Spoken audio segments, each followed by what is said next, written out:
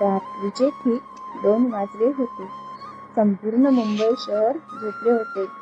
पण कांजूरमार्गाच्या त्या अवाढव्य डम्पिंग यार्डमध्ये कचऱ्याचे डोंगर कचरा वाहून आणणाऱ्या ट्रकच्या प्रतीक्षेत शांत उभे होते. दुर्गंधीचा सुळसुळाट आणि कुत्र्यांचे भुंकणे याशिवाय तिथे काहीच नव्हते. 14 वर्षाची कली तिच्या पाठीवरची गोणी घट्ट पकडून कचऱ्याच्या एका ढिगाऱ्याजवळ उभी होती. तिची नजर तीक्ष्ण होती. अचानक एक मोठ्या काळ्या डंपरने कचऱ्याचा भला मोठा ढीग खाली केला आणि तो निघून गेला. कली नेहमीप्रमाणे तिथे प्लास्टिक शोधायला धावली. तिने तिची लोखंडी सळई कचऱ्यात खुपसली. घट्ट काहीतरी धातूची किंवा कडक वस्तू सळईला लागली. कलीने आजूबाजूला पाहिले. मुकादमाची नजर नव्हती. तिने हाताने तो कचरा बाजूला केला. आत एक काळ्या चामड्याची बॅग होती. बॅग पूर्णपणे मातीने माखलेली होती. पण धक्कादायक गोष्ट म्हणजे त्या बॅगच्या कोपऱ्याला ताजे लाल रडलेले रक्त लागलेले होते. रक्त अजून पूर्ण सुकले नव्हते. कलीचे हृदय जोरजोरात धडधडू लागले. भीतीपोटी तिने ती बॅग तिथेच सोडायचा विचार केला. पण तिच्यातील उत्सुकतेने उचल खाल्ली. तिने ती जड बॅग कशीबशी आपल्या गोणीत टाकली आणि तडक आपल्या झोपडीच्या दिशेने धाव घेतली. झोपडीत येऊन तिने दिवा लावला. थरथरत्या हाताने तिने त्या बॅगची चेन उघडली. आत कपड्यांत गुंडाळलेली एक जुनी काळ्या रंगाची डायरी होती. त्या डायरीवर सोन्याच्या अक्षरात एक नंबर लिहिला होता. कोड 999. तिने डायरी उघडली. पहिल्याच पानावर एक प्रसिद्ध पण 6 महिन्यांपूर्वी अचानक गायब झालेल्या अब्जाधीश उद्योगपतीचा म्हणजेच विक्रम सिंघानिया यांचा फोटो होता आणि त्या फोटोच्या खाली रक्ताने माखलेल्या अक्षरात लिहिले होते, ही डायरी ज्याला मिळेल तो भारताचा सर्वात श्रीमंत माणूस बनेल किंवा सर्वात आधी मारला जाईल. त्याच पानाला एक लहान चमकणारी चांदीची चावी चिकटवलेली होती. कलीने हात थरथरत होते. तिला समजले होते की तिच्या हातात काहीतरी भयंकर आणि अफाट संपत्तीचे रहस्य लागले आहे. दुसऱ्या दिवशी सकाळी कलीने ही गोष्ट तिचा एकमेव विश्वासमित्र राजू याला सांगितली. राजू रात्रीच्या शाळेत शिकायचा आणि दिवसा चहाच्या टपरीवर काम करायचा. कलीने त्याला ती डायरी दाखवली. कली, ही तर विक्रम सिंघानियाची डायरी आहे. राजूचे डोळे विस्फारले. टीव्हीवर रोज याच्याबद्दल दाखवायचे. हे 6 महिन्यापूर्वी अचानक गायब झाले. लोक म्हणतात की त्यांच्याच बिझनेस पार्टनरने त्यांचा गेम केला. पण यात काय लिहिलंय राजू? मला वाचता येत नाही, कलीने विचारलं. राजूने डायरीचे पाने उलटायला सुरुवात केली. डायरीमध्ये साध्या भाषेत काहीच लिहिले नव्हते. त्यात होते फक्त नंबर्स, ग्राफ्स, काही बँक खात्यांचे कोड. राजूने काळजीपूर्वक वाचले. यात स्वित्झर्लंडच्या एका गुप्त बँकेचा उल्लेख आहे. ब्लॅकस्टोन लॉकर आणि ही चावी ही त्याच लॉकरची आहे.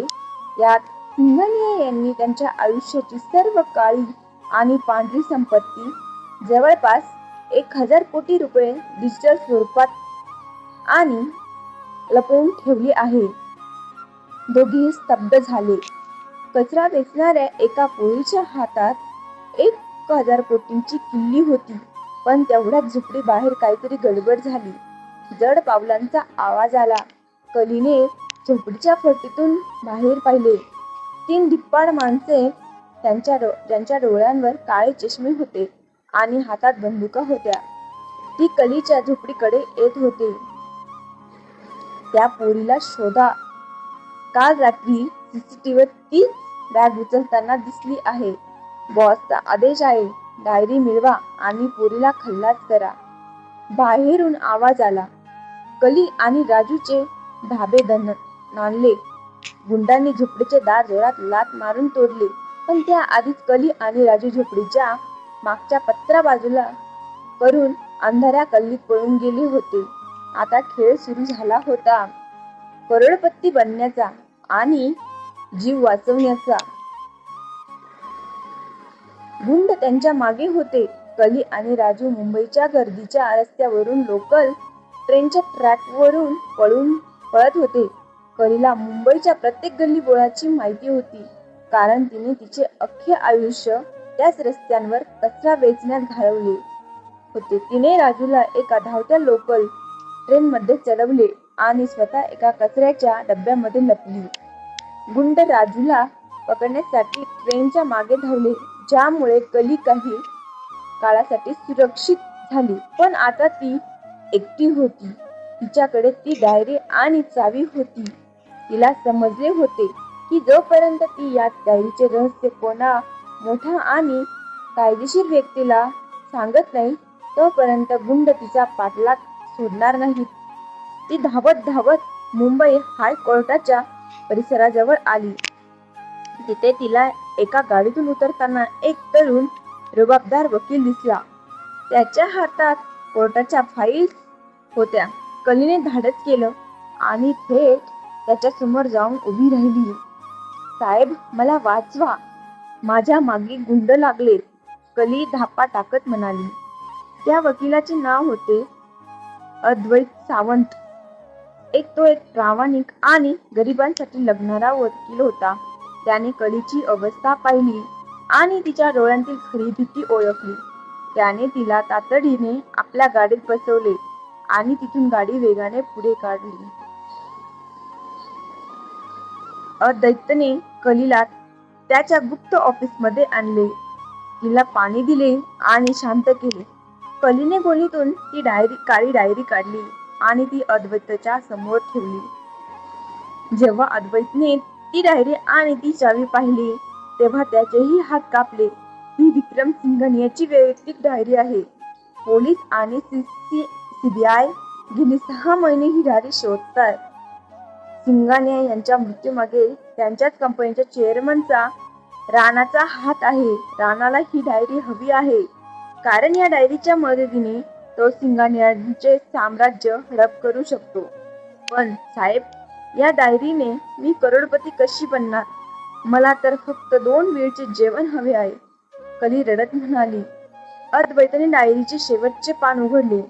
तिथे विक्रम सिंघानिया यांनी स्वतःच्या रक्ताने एक मृत्यूपत्र लिहिला होता. माझा कोणीही वारस नाही.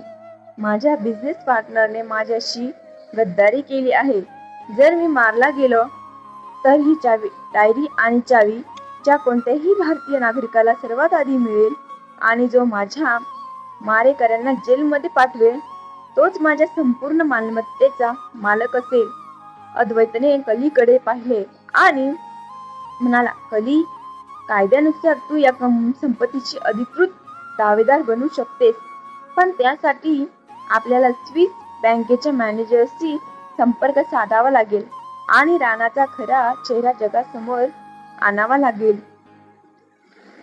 अद्वैतने आपल्या आंतरराष्ट्रीय ओळखीचा वापर करून स्विस बँकेच्या लीगल टीमशी व्हिडिओ कॉन्फरन्सद्वारे संपर्क साधला.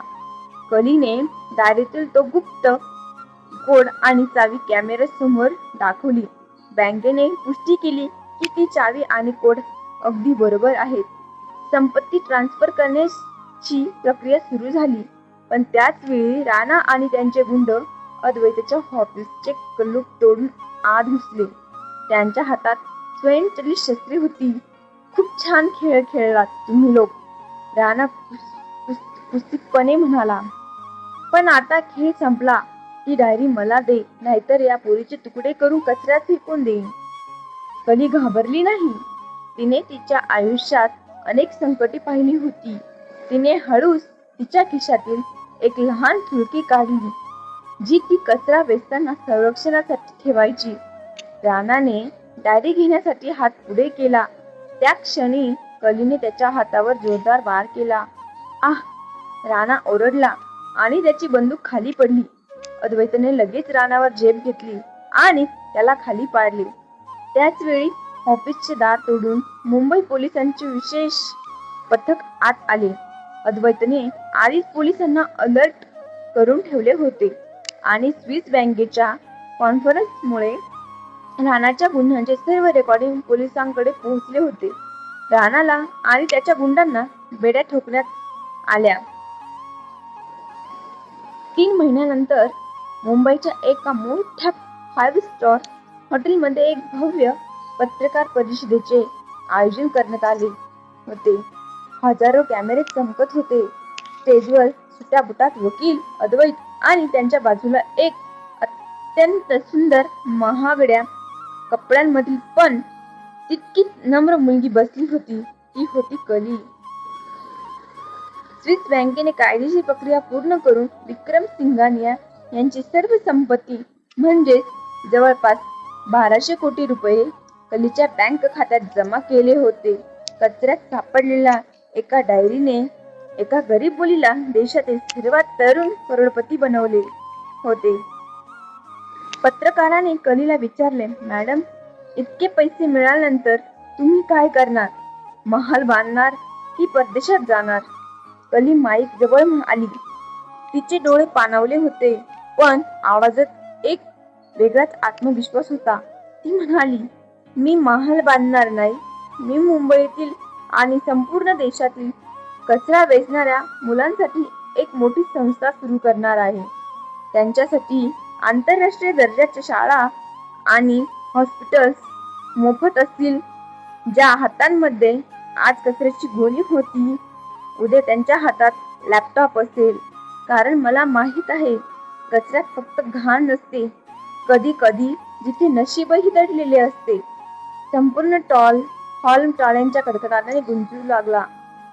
कचऱ्याची ती राजकन्या आता खऱ्या अर्थाने देशाच्या तिलावर राज्य करत होती.